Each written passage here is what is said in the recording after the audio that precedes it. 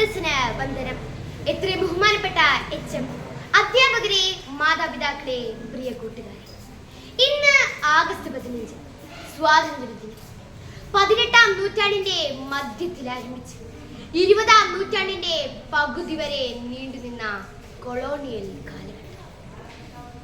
വിദേശ രാജ്യങ്ങളാൽ അടിച്ചമർക്കപ്പെട്ട് നമ്മുടെ രാജ്യം കൊള്ളയടിക്കപ്പെട്ട ഇരുണ്ട കാലഘട്ടം. അടിമത്തത്തിന്റെ ചങ്ങല പൊട്ടിച്ചെറിഞ്ഞ് ഇന്ത്യ സ്വാതന്ത്ര്യത്തിലേക്ക് നീങ്ങിയിട്ട് ഇന്നേക്ക് 79 വർഷം കടക്കുന്നു. ഭാരതം അനേക നാട്ടുരാജ്യങ്ങളുടെ കൂട്ടായ്മയായിരുന്നു എന്നറിയാത്തവരായി ആരും ഉണ്ടാകില്ല. അതിൽ ബ്രിട്ടീഷുകാരോട് ചേർന്ന് ഇന്ത്യയെ ഒറ്റക്കൊടുത്ത രാജാക്കന്മാരും തങ്ങളുടെ പ്രജകളുടെ സ്വാതന്ത്ര്യത്തിന് വേണ്ടി പോരാടിയ രാജാക്കന്മാരും ഉണ്ടായിരുന്നു.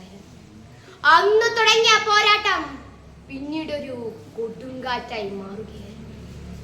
ഈ സ്വാതന്ത്ര്യ ദിനം നാം ആഘോഷിക്കുമ്പോൾ ഇതിനു പിന്നിലുള്ള കഠിന പ്രയത്നങ്ങൾ നമ്മിൽ ചിലവരെങ്കിലും ഓർക്കാറുണ്ട്.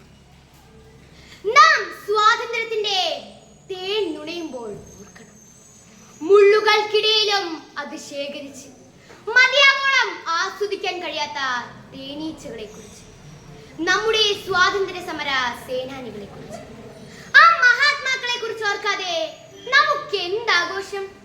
മഹാത്മാഗാന്ധി, ജവഹർലാൽ നെഹ്റു, രക്തസാക്ഷിയുടെ രാജകുമാരൻ എന്നറിയപ്പെടുന്ന ഭഗത് സിംഗിലും മാത്രം ഒതുങ്ങുന്നതാണോ ആ പട്ടിക? അതേ പ്രിയപ്പെട്ടവരെ, നമ്മുടെ രാജ്യത്തിന് വേണ്ടി ജീവിതവും ജീവനും ത്യജിച്ച നമ്മുടെ പിതാക്കന്മാരുടെ ഓർമ്മയ്ക്ക് മുന്നിൽ സ്മരണാഞ്ജലികൾ അർപ്പിക്കും. സ്വാതന്ത്ര്യത്തിന്റെ 79-ാം വാർഷികം ആഘോഷിക്കുന്ന ഈ സമയത്തും അതിന്റെ നാം പൂർണ്ണതയിൽ എത്തിയിട്ടുണ്ടോ എന്ന് സംശയമാണ്. എല്ലാ കുട്ടികൾക്കും വിദ്യാഭ്യാസം, സ്ത്രീ സുരക്ഷ തുടങ്ങിയ കാര്യങ്ങളിൽ നാം ഇനി ബഹുദൂരം മുന്നേറാനില്ലേ? നമുക്ക് കിട്ടിയ സ്വാതന്ത്ര്യം അത് നാം ആസ്വദിക്കുന്നു. രാജ്യത്തോടുള്ള കടമകൾ നാം മറക്കരുത്. ചാച്ചാജി പറഞ്ഞതുപോലെ ഇന്നത്തെ കുട്ടികളാണ് നാളത്തെ പൗരന്മാർ എന്ന് നാം ഓർക്കണം. സ്വാതന്ത്ര്യം തന്നെ അമൃതം, സ്വാതന്ത്ര്യം തന്നെ ജീവിതം, പാരതന്ത്ര്യം മാനികൾക്ക് മൃതിയേക്കാൾ ഭയാനകം. അതേ പ്രിയപ്പെട്ടവരെ, നമ്മുടെ നാടിനു വേണ്ടി, നമ്മുടെ രാജ്യത്തിന് വേണ്ടി, നമ്മുടെ ലോകത്തിന് വേണ്ടി നമുക്ക് പ്രയത്നിക്കാം. നമ്മുടെ രാജ്യത്തിന്റെ നന്മയ്ക്ക് വേണ്ടി പോരാടാം.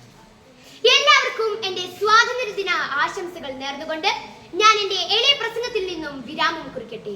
നന്ദി, നമസ്കാരം, ജയ് ഹിന്ദ്.